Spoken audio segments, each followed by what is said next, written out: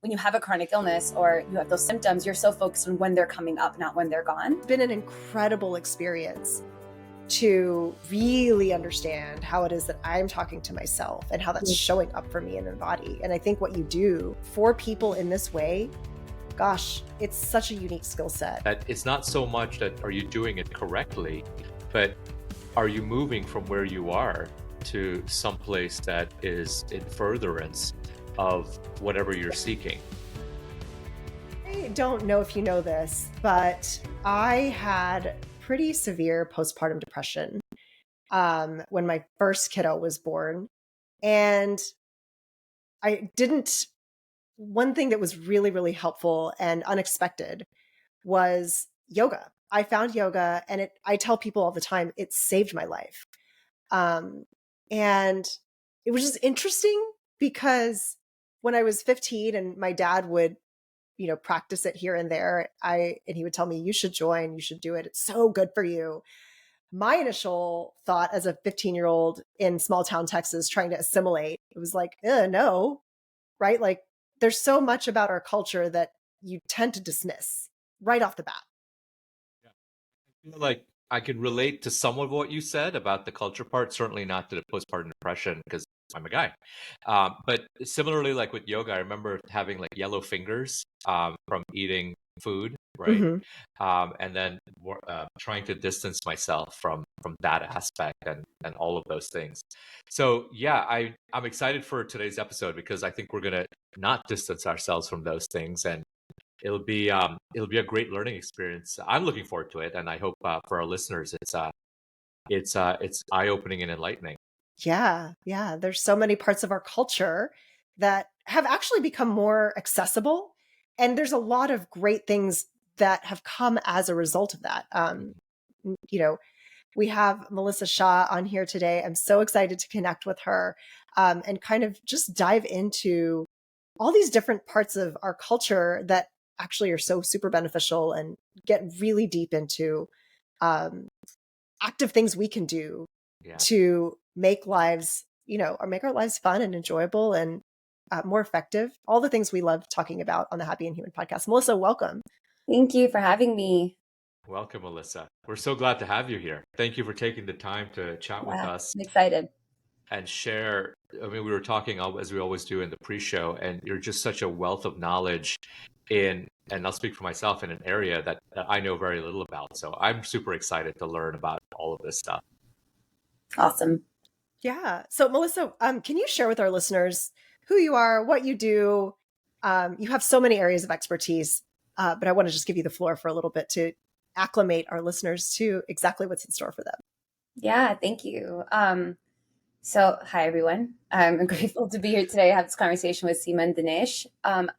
I identify as a first generation Indian American. My parents moved here, or I guess I don't know. I guess sometimes people say second gen too. If you're if you were born here but your parents moved here. But I know growing up, my family always said first gen. So that's what I said. Okay. And my parents moved here from India, and with during that whole generation of people coming like the 80s and 90s. They came in the mid 80s. And I grew up in New York City, in Queens, like one of the most diverse counties in the whole country.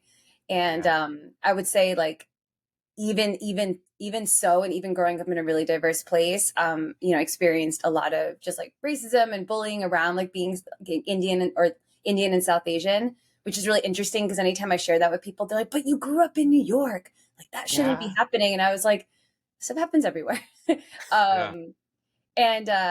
But anyway, that's just where I'm from. And I work as a yoga therapist, and I know we'll get into like more on what yoga therapy is and what it's not.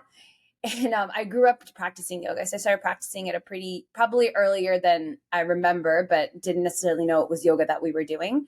But I got into more of a regular practice, probably in middle school, around like when I was around 11 or 12 years old. And one of the main, catalysts for that was that I was diagnosed with really severe asthma when I was about two-ish. And my mom grew up sort of in a lineage in her family with Ayurveda, with yoga, spirituality, and really tried her best to kind of like pass those things down to me. And my sister at that age, things that would help me with my asthma and help me manage those symptoms. Mm-hmm. You know, growing up in an urban area, can also like predispose kids to having asthma. It's actually real. There's a lot of studies on this where Yeah. there's a lot of like cases of asthma, like in New York City, for example. But my mom tried to like kind of do everything that she could to support any sense of like balance that I could have, you know, at that age. Mm-hmm. And but you know, I was also like a tween. And Yeah. you know, Seema, you were mentioning this like a little bit earlier when we were chatting about how, you know, your parents are like, do yoga, like do this, do that, but like none of your friends are doing it. And Right. it's not like now where kids are gonna have, I go to teach at schools all the time to do yoga Mm-hmm. education. And it's I don't know if it's necessarily cool or not cool, but it's definitely more mainstream where if you Mm-hmm. tell Yeah. your friend like, oh, I'm gonna go to the yoga club after school, no one's gonna be like, ew, that's weird, you know. But Right. Yeah. when I was a kid, like that conversation didn't even kind of come up because I would never even Right. mention that I was going to a yoga Yeah. class. Yeah. But this is sort of like, yeah, I just grew up practicing around that time. And my mom, I think really, I mean, she's brilliant, but she's also a yoga teacher. And she, at that age, when I was that age, my sister as well, who's only a year and a half older than me, just was like, you know, you're not going to do this stuff if I keep telling you to do it. Like, I'm just going to send you to someone else. And so we started Yeah. going to a family friend's house, and he just taught hatha yoga classes out of his basement for like Oh, wow. anybody in the community who wanted to come, like very traditional, old school. And my sister and I, like 12 and 14 years old, would come after school multiple days a week and just practice in their basement. And there was no like, we're going to do games because there are kids here, or we're going to try to make this. I mean, it was fun, but there was not the way that you kind of see kids yoga now. Yeah. It was just, you're here, you're just going to do what all the adults are doing. And we go for a 2-hour practice, asana, Wow. and pranayama and meditation and learning all of these things. And sometimes my mom had to drag me like kicking and screaming for sure. But Yeah. it was really interesting. Like looking back, I'm like, oh, she actually, you know, I was involved in some extracurricular activities in school, mostly sports. But when I see some of my nieces and nephews now, like how involved their parents are at their school, like how much they're doing, I'm sure both of you would like with your kids, right? My parents, like I realize now, I'm like, oh, like that was their way of doing that, you know? Mm-hmm. Um, and I just saw it as like, oh, but you never come to my soccer games, and like you don't come to this Yeah. and that. But she took me to yoga multiple days a week, Oh, wow. every Yeah. single week. So that's Yeah. sort of how this journey started for me, where I just had a really strong affinity for chanting. I just connected to that piece of yoga right away, Mm. and I met my teacher, who then I kind of grew up studying from soon after that. And that was probably when I was like in like end of middle school, high school time, and he like actually really he's who really started me on this direction of yoga therapy. I didn't know it was yoga therapy at that time. I just thought all yoga was like that. Yeah.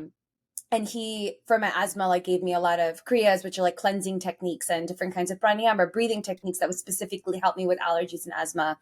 Oh, wow. And it was not like an overnight thing, but I started to notice over the course of years, like through my teenage years, I definitely still got sick, and I was still allergic to cats, and you know, all the things. But my experience of it was changing, and it was Yeah. different, and it was something that, Mm. you know, when you're in it, you're not always so aware of it, because you're so focused on, when you have a chronic illness or you have those symptoms, you're so focused on when they're coming up, not when they're gone. Mm. So none of this stuff I really understood until probably I was in my 20s. But that's a Mm. little Yeah. bit about how that's a little bit about just like how I started in this direction. And then after I started studying with my teacher, I started studying to teach at like around when I was in college, like 19, around that time. And there was no like there was no 200-hour format or anything like that. Like I just, whenever I could, I would go up to New Hampshire and like study with him, and one-on-one. And it took me like many years to complete that like certification Mm. with him, but we had to write a thesis, like all of these things, you know. Wow. Oh, wow. So it was really like amazing and interesting. But I think the part that was really challenging for me is a lot of my like I think internalized trauma, or internalized like white supremacy, or like whatever you might want to call it. Like it was really starting to become a more active part of my life as like I became more of that role of a teacher as I stepped Mm. into that. Because Mm-hmm. then I started to go to studios and see, like, which I had never been to until I was in my mid 20s, and practiced for like 10 years at Mm. that point. And I would go to studios and I would just have this feeling. I'm like, why am I the only, like, why are there like only white people in this room? I'm in New York. Like, why am I the only brown person here? And, but, at that time, I didn't have any language for it. It was just like a feeling you have in your body. Like, I didn't know how to talk about this stuff. I didn't know who to talk about it with. So I just accepted it as the norm. And then that, that need to assimilate really came up, where I'm like, well, if I do want to teach, then it needs to be like this, because the way there weren't like nobody like this was in like my learning spaces. And so I just made this equation in my head. I'm like, well, if I want to be like a quote unquote successful teacher, or I want to really like share what I know, then I have to do a bunch of other trainings in this type of structure so that people will really receive what I'm saying. Cause the other stuff was just like too Indian, or it was like too close. Which I think like so many of us can relate to, whether, even if it's not about yoga, about like other areas of life, right? Like how we, like you have an inner knowing and you know, you actually do have the skills, and it sort of like gets put to the side. Right. And you sort of take this other I took like this other direction for a bit, which I learned so much from, you know, from these other trainings for sure. But the motivation behind doing these things was always like coming from a place of feeling less than, or once I have this, like, then I'll know what to do. And when the motivation behind an action is that, it's not, you can still learn a lot, but I don't think that's necessarily sustainable. Right. So eventually, all this to say, like, I eventually ended up coming back, studying in a different lineage, similar to what I grew up with, but different, and coming back to yoga therapy. And in some ways, like, just like coming full circle. Yeah. I have like 900 questions based on what you just said. And I didn't write them down. But my first question is, you have a perspective of yoga that is different than sort of mainstream, or different than even I have. And I'll tell you what I think I assume the mainstream perspective is and what mine is. And I want to hear what yours is, because I feel like yours is just so much more substantive and gets to the roots. You know, the exposure I have to yoga is the yoga studios around town, or the Wednesday night at 6 o'clock yoga class at CrossFit. So it's more sort of like a mobility, stretching, I don't want to say exercise, but endeavor, activity for healthy living. I want to say wellness, musculoskeletal strength, things like that. What's your perspective of sort of the purpose of yoga and the benefits of yoga? And what does yoga mean to you? Yeah, it's a great question. And I think it's a little tricky, because I think I used to feel, not so recently, not so like long ago, but I think I used to feel and think, well, I guess I do still think this way, but if you're not incorporating all the elements of yoga or practicing holistically, like, just don't call it yoga. You can call it something else, whatever. And then there's an argument for, if you call it something else, you're actually still appropriating the practice. You're just doing it in a way that's kind of convenient. But I think I do still feel a little bit of that. But now, after working in yoga therapy for some time, and hopefully will continue in the future, kind of see how, one thing that I grew up with and I still feel like is important to me is really understanding why you're doing what you're doing, and how that can apply to anything and everything, right? Not just like a yoga practice, but even a type of like exercise discipline you like to do, like CrossFit or swimming or martial arts or some whatever it is, right? Or even how you're in relationship with somebody, or like a really challenging decision you need to make at work, or like with kids. And so I think the why you're doing what you're doing also points to like, well, what's the function of that practice? What is it offering? You know? And that's not to say that practices that only include movement aren't actually really missing something when they call themselves yoga. It's not to say that, but I think I'm just always reminded of, well, people have all kinds of entry points into, like, whether it's a yoga journey or a spiritual journey or like their wellness or care journey, all kinds of different entry points. But I think what matters is like they're really clear and have an understanding of what's bringing them there, like what their why is. That's a little bit, I think, a little bit on like what yoga means to me. And there's this other piece that I'm feeling of what it feels like when there is erasure, what it feels like when things are sort of like taken out conveniently because it's to make a certain population more comfortable. Or maybe the teacher just doesn't know, right? Because that's what was passed down to them. And then I'm thinking like the perpetuation of harm, right? Throughout like hundreds and thousands of teacher trainings and decades, like, of yoga being like brought to the West and slowly by slowly like stripped down a little bit more each time. And now there's this whole movement led by so many teachers like that have been doing this longer than me of, okay, now it's been stripped down so much, like, can we figure out how to bring those pieces back? And maybe we don't have to think about, well, take yoga back to like what it originally was. It's like, well, like, what does that even mean, really? Right. Because there's also a complex, really like casteist and like violent history with yoga as well, you know? So I'm thinking about what is the evolution of yoga now, and how can we, how does incorporating those other pieces again actually allow us to actually practice being in a state of yoga, of like living fully or being connected to ourselves. So what are the other pieces from your expert perspective, right? Like in Yeah. my job at the law firm, there's a person of ordinary skill that's basically someone who's doing the type of stuff, and there's a person of extraordinary skill, like an expert who could Yeah. teach like the person, and we can get into that later, but it's like an engineer and a professor, right? So I look at you as a person of extraordinary skill in yoga because not only you grew up with it, but you invested, I think, 1,000 hours to get training. Yeah. Where most of the times I see like an RYT of 200 hours or an Yeah. RYT of 500 hours. You're like 4 times that or twice that. So what, from your perspective as a person of extraordinary skill in the arts of yoga, what are the parts that have been stripped away Yeah. that and Mhm. why are those parts important to bring back? Yeah. Thank you for asking that. Well, I think we can start with first, like the aspect of yoga that, if you're listening to this podcast, even if you don't practice yoga, the part you might be most familiar with, right, is the movement piece, or we call yoga asana. Asana just means like posture or seat. And that's the part, like if you look up, right, like I've had some colleagues like post on their Instagram, like make reels of like when they Google yoga to like show what comes up. And it's really interesting because it's like all being in physical postures. Yeah. That's like usually what comes up right away. So I think it's really interesting when they show that. And that's one element of yoga, and it's a really important element, absolutely. But some other elements are meditation. There's an argument to be made that meditation is, I am hesitant to say like most important, but it's what you're inviting people to like build up toward, right? And meditation Right. ultimately is like like a complete oneness with like your Right. spirit or true self. So meditation is a really important aspect. Pranayama or breathing practices, another important aspect. And aside from actually like, physically doing these practices, there's this other whole part about like how you live and ethics, Yeah. right? And ethical values. So I'm kind of like jumping around a little bit, not putting them in specific order, but Yeah. some lineages follow, we call Ashtanga yoga, which Ashta is 8, Anga limbs, like 8 limbs of yoga.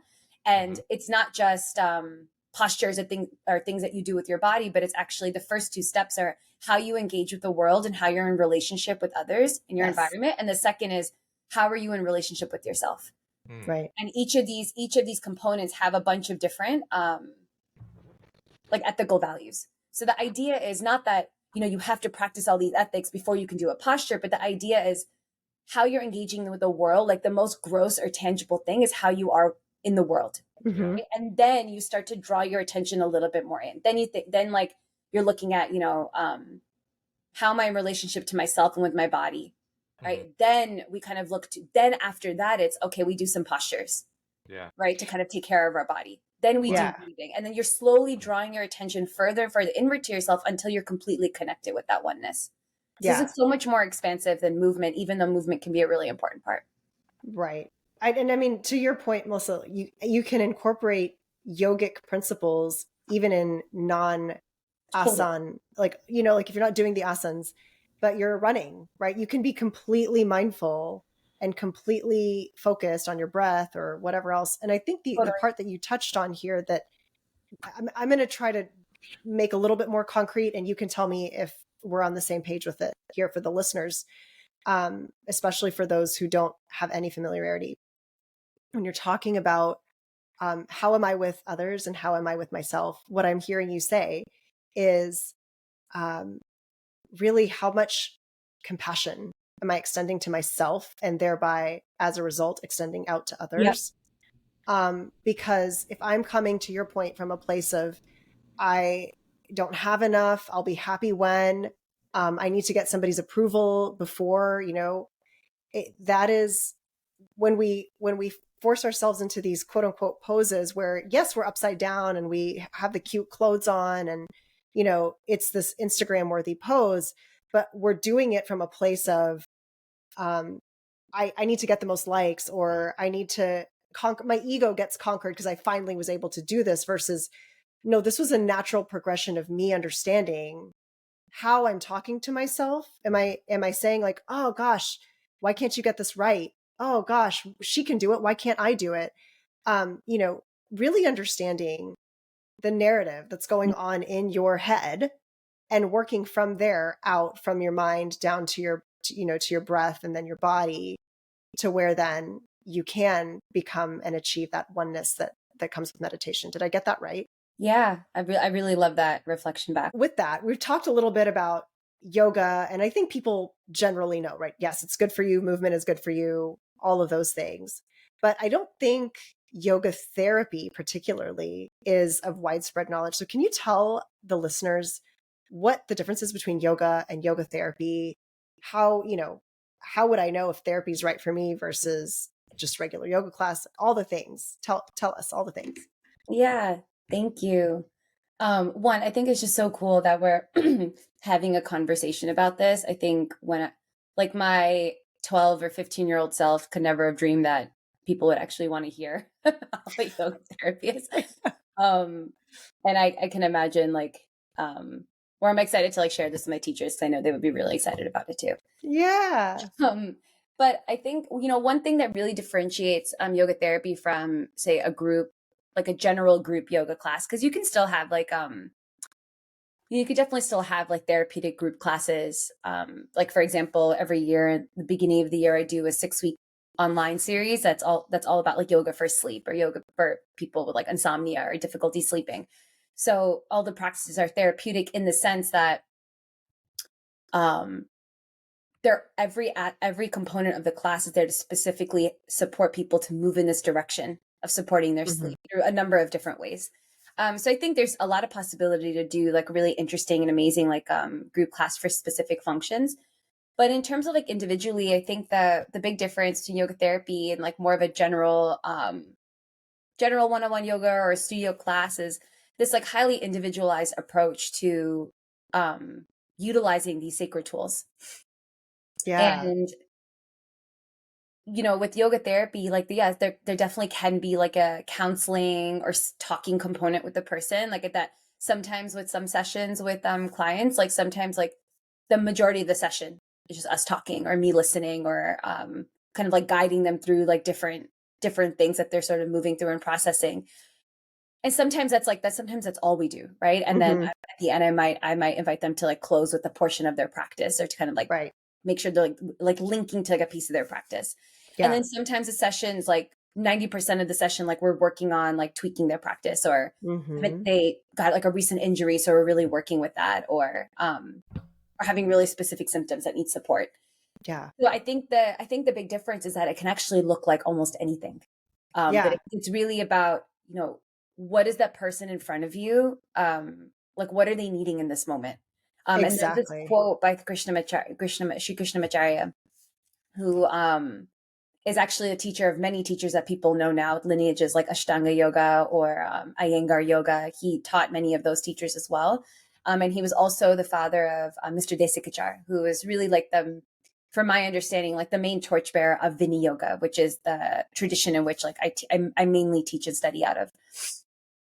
And this quote by Sri Krishnamacharya, I'm definitely paraphrasing, so I'm sure I'm not getting the words right. It's like, teach what is inside of you, not as it applies to you, but as it applies to the other. And that's something that I always keep with me. I think that's valuable, whether you're a yoga therapist or a yoga teacher. But as a yoga therapist, it really is like, I think that's like the foundation that you're working from. Yeah. And you have all these different tools of how to adjust the breathing, or how to adjust a posture, or the meditation, and et cetera, et cetera. Maybe if you incorporate Ayurveda, like what to offer them for their lifestyle. But what matters the most is that you are really holding space for the person that you're seeing. Right. Without judgment. With judgment. And we're human beings, and it's hard to not be unbiased at all, right? But our goal as yoga therapists is to like keep that lens as clear as possible. So you can really clearly see what's happening in front of you and like allow a lot of opportunity and room for that person to like evolve and shift and change, right? Yeah. Just has to change. And to Yeah. me, I think that's a really, really big difference between yoga therapy and I guess like not yoga therapy. Yeah. Because I think what teachers, a lot of teachers that I mentor now, I think like what they're really working on or the skill they're trying to develop, even though they're not yoga therapists, is how to really adapt practices to the individual. And Right. in many teacher trainings, because there's just not enough time to go over all these things. You might learn a general idea of how to sequence a class and basic anatomy, what poses go Mm-hmm. together, preparatory postures, and that's all really helpful, right? For creating a group class. But then if someone needs to be in a chair or Right. someone injured their foot and they actually can't do any of the standing stuff, they can only do it lying down. How do you know how to adapt those tools, right? In Right. that moment. And yoga therapy, I think, really offers a lot of opportunity for that.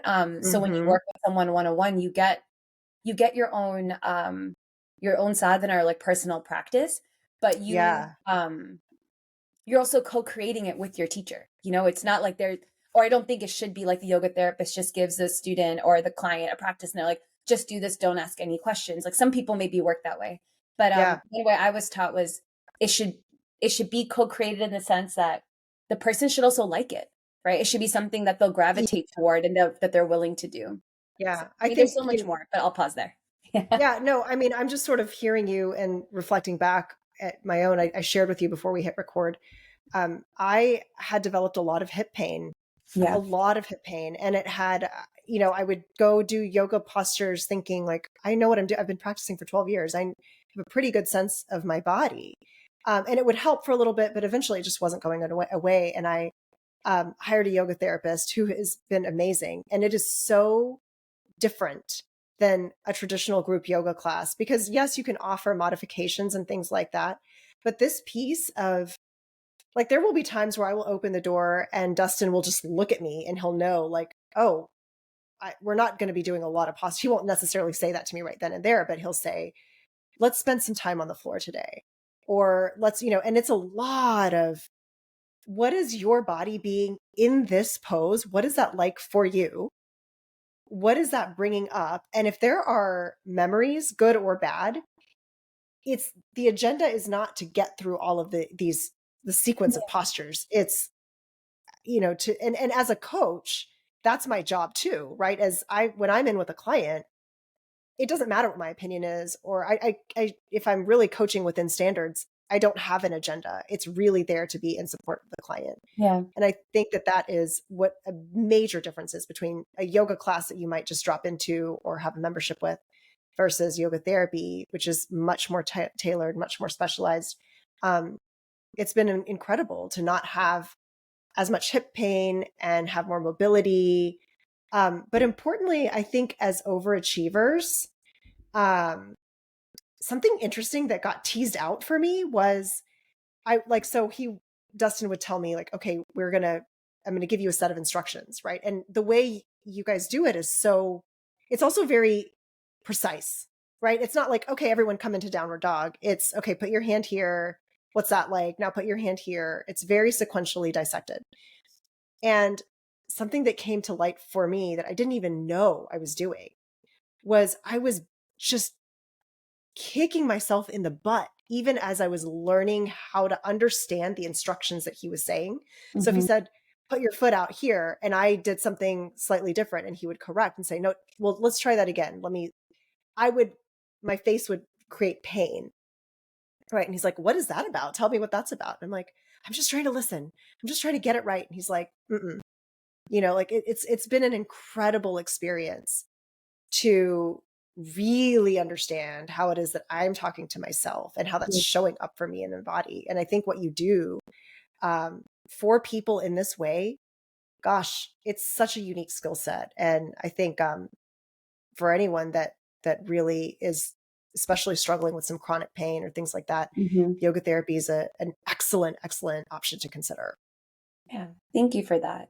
Yeah, it's so Yeah. interesting to hear and like fascinating to hear like your relationship with your yoga therapist too, because I don't know if we teach in the same tradition or not, but even in yoga therapy, there's like all different kinds of schools and directions that you can go in, and people will have a natural they'll naturally like yoga therapists also gravitate towards like things that not necessarily more or less skilled in, but they have a more of like an affinity for, right? Like some people might Mm. focus on movement a lot more, or like I mentioned, like I incorporate a lot of Ayurveda with my clients. That's something like I grew up with and we focused a lot on in our training. And not all yoga therapists do that, you know, and they might actually place their focus in different ways. So I think what I think when I was hearing you talk about you and Dustin, like it just brought me back to, you know, how this idea of yoga therapy or just like these different aspects of yoga, like the thing that they all have in common is really relationship. And one of the definitions of yoga, that the most common one is like to that people hear is like to yoke or like to unite, right? Or Yeah. to connect. But another one that I learned is called sangati, which means relationship or how things are linked together. And I think Mm. that really has so much application to like every part of our lives, you know, not outside of like whatever practices you might do to like care for yourself. And this idea of relationship, how yoga like as a definition alone can simply be relationship, right? Like not necessarily asana or postures or whether you're flexible or not or anything, but how are you in relationship with yourself? Do you know yourself? You know, do you understand like what some of your Mm. patterns are, whether it's helpful or unhelpful patterns, and how those patterns show up in some relationships, maybe not in others. Um, and also like we talked about earlier, like with the the yoga CrossFit piece is like, what is like your relationship to like why you're doing what you're doing? And when you're mentioning your story about going the downward dog and like you're like, I'm just like kicking myself in the butt, you know? And Mhm. like, we're just like, so one thing we see a lot with like people, and I could say that I don't know that I've worked with anyone who's like doesn't have like an overachieving pattern or a perfectionist pattern, because I Yeah. think it's so pervasive in our culture. How would I know? What do I need to be aware of within myself if I was a listener to think that I should explore yoga therapy for myself? And given that there's some variation between yoga therapists, right? What Totally. should I be looking for so that there's a good match? Yeah. It's a great question, because I think the first thing that comes to mind is less so about what the yoga therapist can offer and more so what is sparking your interest to take that direction. Right. Like why is that coming up for you? Is it you know, of like chronic pain, right? Is it an autoimmune thing that you're dealing with? Okay. Are you pregnant and like wanting support through pregnancy and like support with like the birthing process and postpartum? Hmm. Um, could it just be that, hey, I've been doing classes for a long time and I'm just seeking something maybe a little deeper and I'm just like wanting to learn a little bit more? It could be any of these directions, right? It's like that's like the kind of the tough thing about yoga therapy is that it can actually be like super expansive. But I think what Yeah. matters more is like for the person, if that's a direction they're interested in taking, before you even start like seeking out options of people to work with, is like taking time to sit with like, what am I hoping to receive? Right. Yeah. Because even though you might come to just even having that as a starting point, it doesn't mean that's where you're going to end up, but it's a Yes. place for you to begin. Right. Mm. And many times I see people or have seen people who come because they have an injury. That's Mm. really Yeah. common, or they have, or even more common, chronic back pain is really common, and nothing has really worked, or they've even gotten surgery and gone to PT and acupuncture and all the things, but none of the modalities have really worked for them specifically, and then they sort of end up at yoga therapy. Mhm. I um, see. and so, you know, that's probably one of the most common examples I see where the pain and the daily discomfort and like sometimes even like a hopelessness of Yes. like, I've tried everything and nothing has helped. The doctors don't know what to do except give me medication. And that's not Yeah. true for every doctor, but that's like a lot of times the case when Right. doctors are sometimes confused too, because they're like, well, you got the surgery, like you did all the things I think you should do, but you're Yeah. still having like 9 out of 10 pain every day. And so Yeah. that's often like, that'll be maybe why someone walks through the door, right? That's what sort of sparks their interest of, okay, let me try something else and let me just Yes. see. Mhm. But Yeah. so often that's where they start. And then like all these other layers get peeled. Right. And Mhm. Seema, you might have had this experience with I'm curious to hear your experience with yoga therapists, like coming for the hip pain and then maybe Yeah. like learning something else. Well, I think the important thing for me here is this is why it's so important to have teachers, you know, that are trained, and not to say that the teachers I didn't have, that I had weren't, but I was actually doing a lot of these poses incorrectly, but it looked right. To an untrained eye, it looked actually beautiful. I probably could have been on the cover of some magazine, right? Because it looked great. Yeah. You know, and also, you know, I actually see the biggest benefit of yoga therapy in everyday things that I do, like how I get up from a chair. That matters. It doesn't actually, if you start paying attention to that when you're 80, you're missing a lot of the care you can give your body to avoid actually having the pain when you're 80. How I stand, the position of my feet, my posture. I used to, if you looked at me back in December and I was standing straight up, I looked like a banana. Like my hips had pushed. So I would stand on my feet and then I would push my hips out and I would lean back. And I think it's just from years of carrying kids, right? Like I shoved my hips out and I'm like doing this business. So I think that that's kind of the biggest, for me, biggest pearl has been, just because you practice yoga and you've had teachers does not mean that you're doing it correctly. Yeah. So for me, it was where my femur was positioned within my hip that was then creating all of this tension and all of this seizing up, if you will. So I just think that it's really actually, I would even dare say, more valuable to go into yoga therapy simply because it is more occupational therapy, like functionally. Yeah. How are you standing to wash dishes? Right. Mm-hmm. How are you loading things in and out of the back of your car? Yeah. How are you lifting your kids up from the bathtub? Like, these are foundational things that, at least for me in my experience, have really, really forever shifted how I function day to day. And then not only that, it's so funny now when I go out and I look at people, one of the first things I go to is like, how are their feet positioned? Mm-hmm. Right? Or like with their shoulders. I see a lot of before and afters on Instagram sometimes with just the people that I follow. And like, I'll notice like one of their shoulders is up here. Right. And it's indicative of an imbalance, Yeah. really, from how they're standing with their feet and where their weight is positioned. But it's just also interesting to me, um, because it's so effective in Right. circumventing all the Western medical stuff it's Mm-hmm. great. Western medicine's fantastic. Yeah. I mean, I'm a schooled Western practitioner. However, I feel like a lot of this stuff, if we incorporate it now, we might avoid needing to go under the knife. Yeah. Yeah. Totally agree. And Melissa, the way you explained it really resonated with me because I had been to many MDs and doctors for migraines, and ultimately Mm-hmm. nothing was working. I was taking pills, Botox shots, you name it, and that led me to a functional medicine doctor. Mm-hmm. And you get to a point where you're like, something's got to change, and I'm willing to get to the bottom of this. So the way you explained it really resonated, and the way Seema mentioned that, it's kind of like physical, occupational based. It also resonates because right now I've been noticing that a lot of what I do is like my shoulders are up all the time, right? And I'm trying to put them down, but they kind of just like the natural place is kind of like up here a little bit.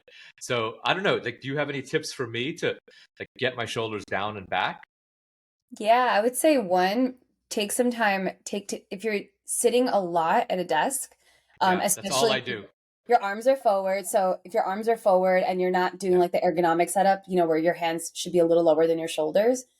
I'm not. So right now my hands are like kind of up here. So automatically my shoulders are going to accommodate by Yeah. raising them up. So one thing that can be really helpful is to take some time every day to lie down on the floor.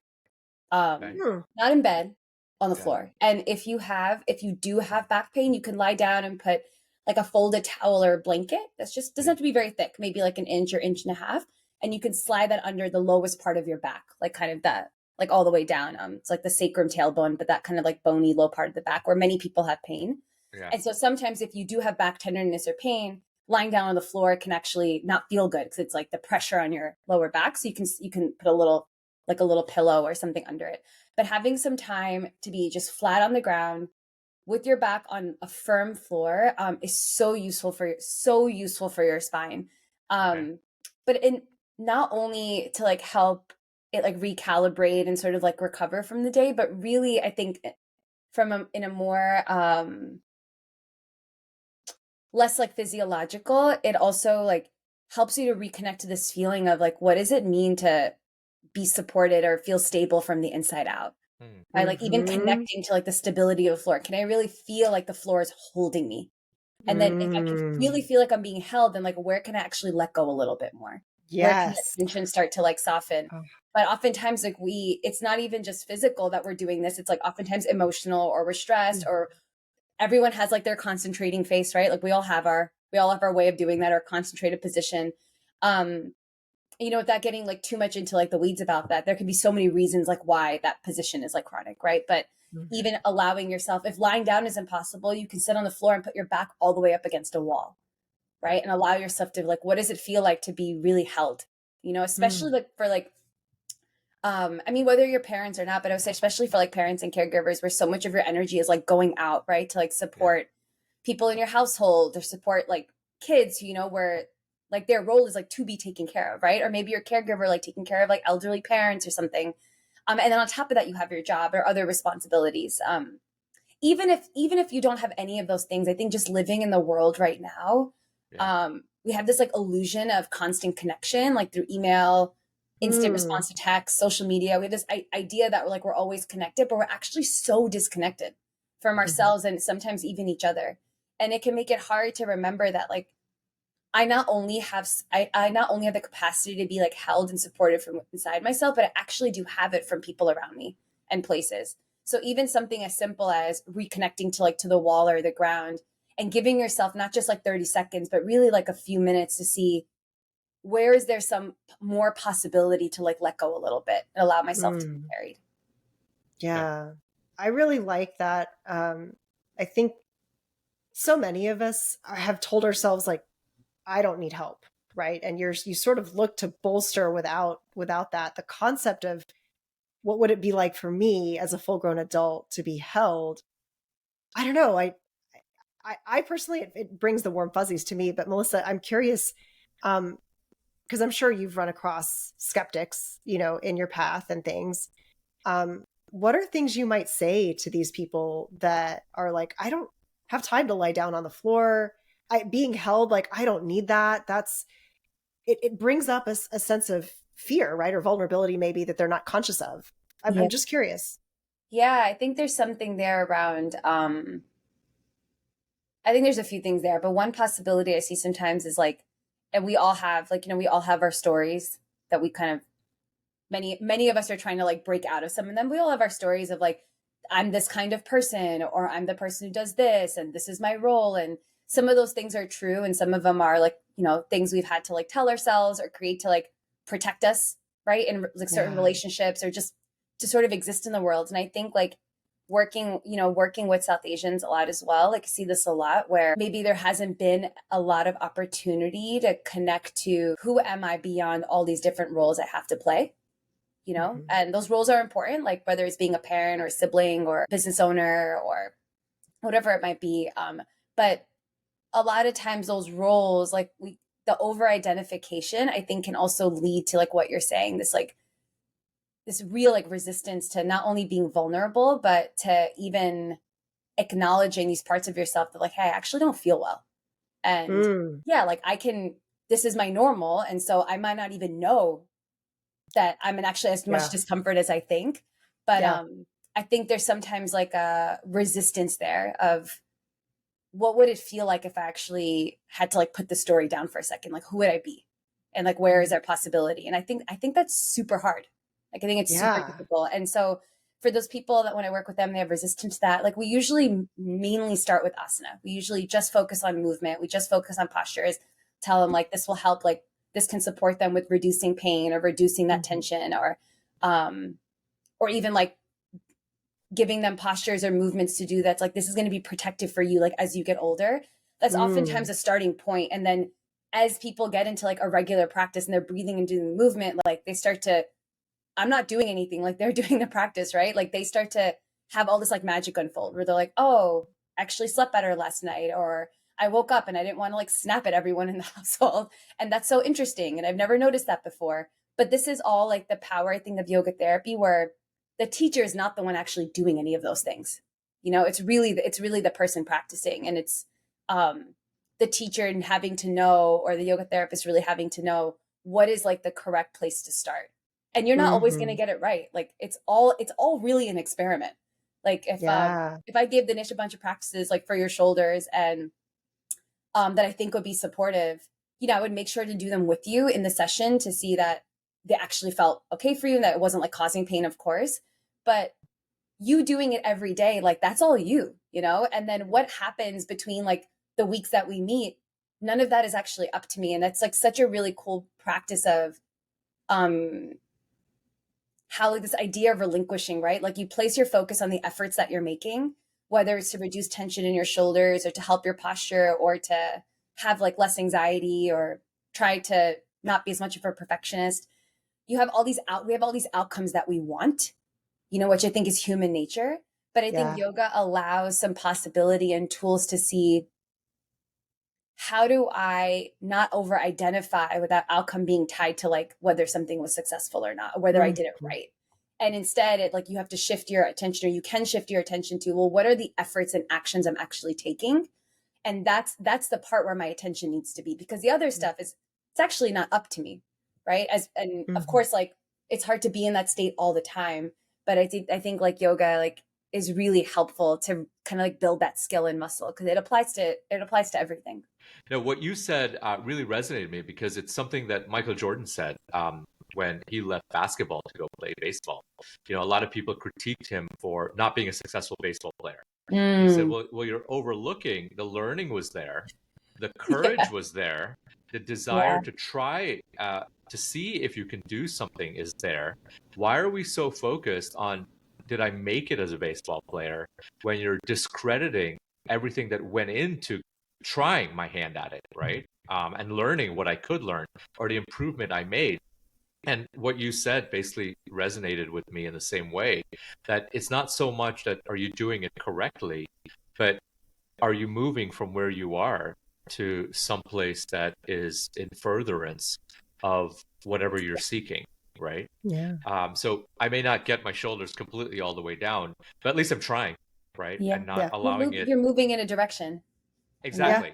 And it isn't in a direction that is stagnant / backwards, right? Because if you do nothing, whatever you are creating will just compound over time. Right. So maybe you never make it better, but you've at least stopped the progression in a reverse direction. On this show, we always like to ask, because each one of our guests is such an expert, not just at one thing, but many things.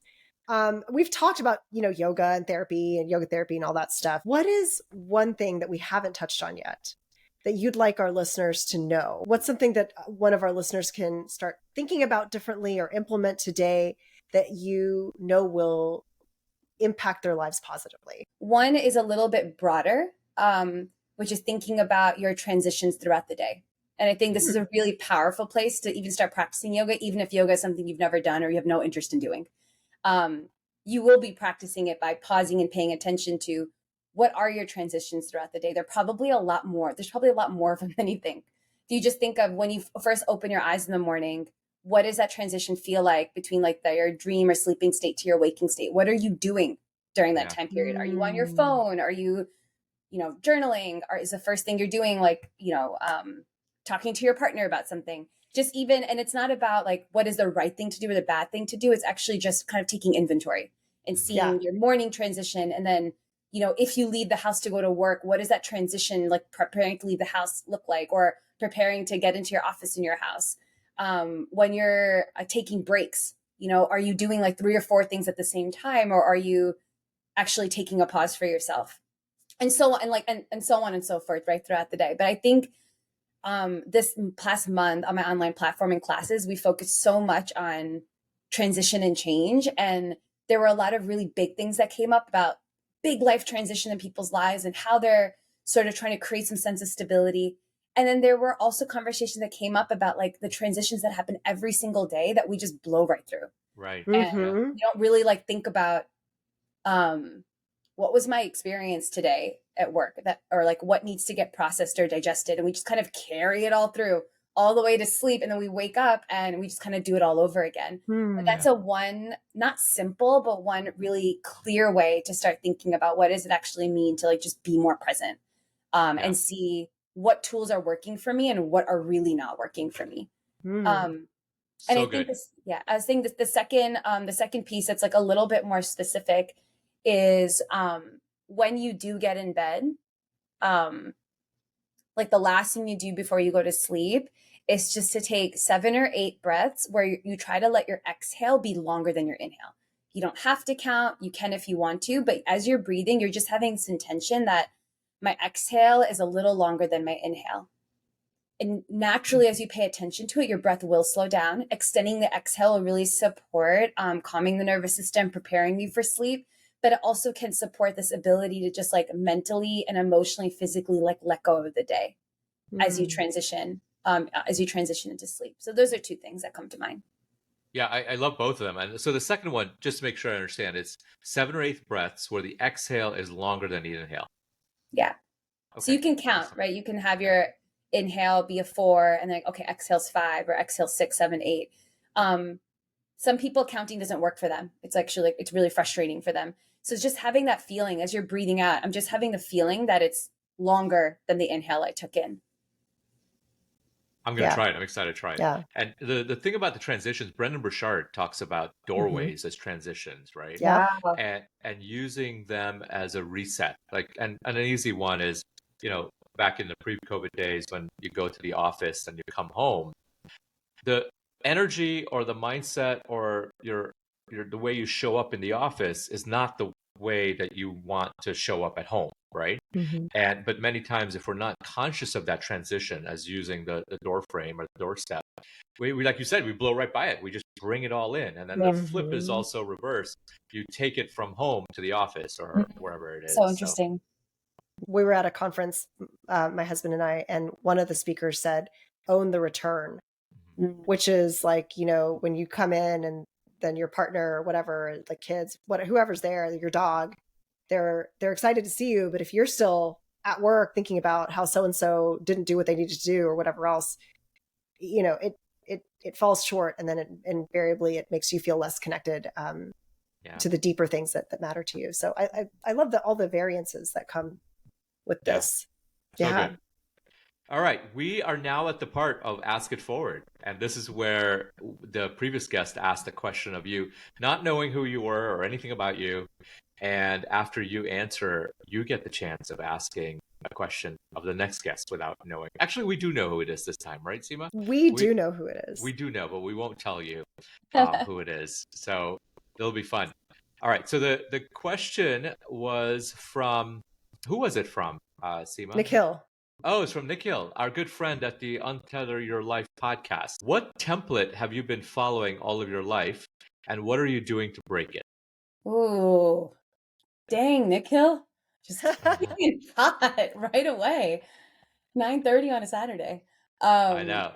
It's a really good question. And it kind of comes back to what we were talking about with like stories and identities and all of that. Something that comes to mind is something I'm trying to at least like depart from. A pattern is pattern, is like that there's room for everyone else's emotions, but not mine. I think it's a really big one for me. And I could probably remember that feeling as young as like preschool.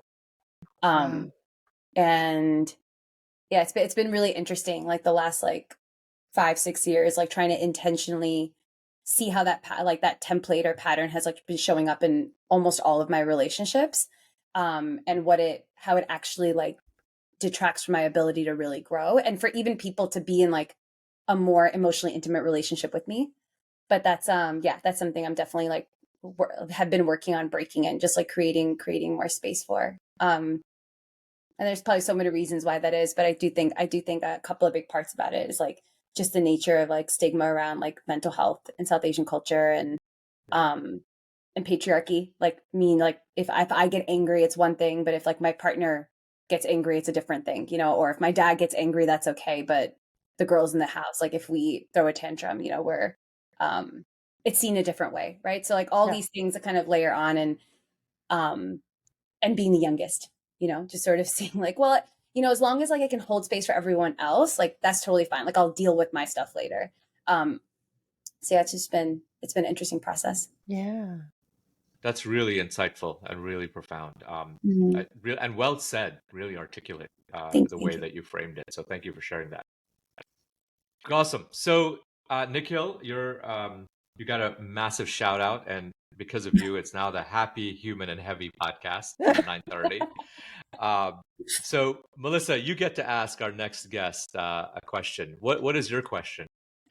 My question is, what is an area of your life or an aspect of yourself that you want to bring more compassion to? That's a really, really beautiful question. I think we can all have an answer for that. I think we all should. And listeners, I think these questions, they're just not for our next guest. They're questions that Seema and I think about and ask ourselves, and we invite you to do the same as well. Mhm. Absolutely. As you know, Melissa, at Happy and Human, we believe generosity is the key to success. Again, you've spent more than our allocated time together here, and we're so grateful for all the love and expertise and share of knowledge. But we want to also create on the podcast a way for others who don't listen to our show to also be impacted in a positive way. So, in honor of you guesting, we are going to make a small donation towards a cause of your choice. And we would love to know what that cause is, why that's important to you, so that we can help amplify that and hopefully let other people know what there's so many great causes out there, right? So Yeah, thank you. I'd love support on raising funds for scholarships. I run a retreat in the fall on all around access to deep rest. And each year I keep 2 scholarship spots for queer and trans people of color. And each year it's all community funded by people in the Find Your Breath membership or just like any, friends, family, to really support these scholarships being possible and these 2 people being able to access the retreat. And a big part of why I do that is really because of like so many like queer and trans folks I've actually learned from who have really shown me and pointing me in directions to learn more about how this idea of, everyone is welcome, anyone can come to any class, is really different from equity, and actually understanding everyone's starting point is really the same. And not everyone, even though anyone in theory can show up anywhere, not everyone actually has like access, whether it's financially or something else. And especially for the more marginalized populations. I'm really trying to make it like one of the core parts of my practice and how I work to just keep building more wellness spaces that are equitable. So this is just like some small steps I'm taking to try to do that in the best way I can. So the money you'll donate will directly support these 2 scholarships being possible for these 2 folks to be able to come to the retreat this year. Well, we're so thrilled to be able to do that. I know there's a lot of space still within our culture that, we just don't discuss that much. There's not a lot of necessarily knowledge about what it's like for people who don't identify as a cisgender male or cisgender female, being a person of color, all of those things. And so I love that you are looking to create access for that. And so we're so excited to support that cause. Yeah. Thank you. Tell our audience where they can find you. Tell them your website, and in case anyone's interested in learning more about the Deep Rest Retreat at the Otis Retreat Center, which looks amazing, cold plunge pool, all great stuff, and They do a great job. the meals you provide look really really tasty. Yeah, our chef is amazing. Yeah, so tell everyone where they can find you, connect with you, and learn more about yoga therapy. So you can find me on my website, findyourbreath.net, where you can learn more about me, my journey, my work, and also just ways to get in touch, whether you want to work one-on-one with yoga therapy or you just want to join as the membership platform and take a class. And then you can also find me on Instagram. It's the only social media thing I really use. And at Find Your Breath, and you can connect with me there as well.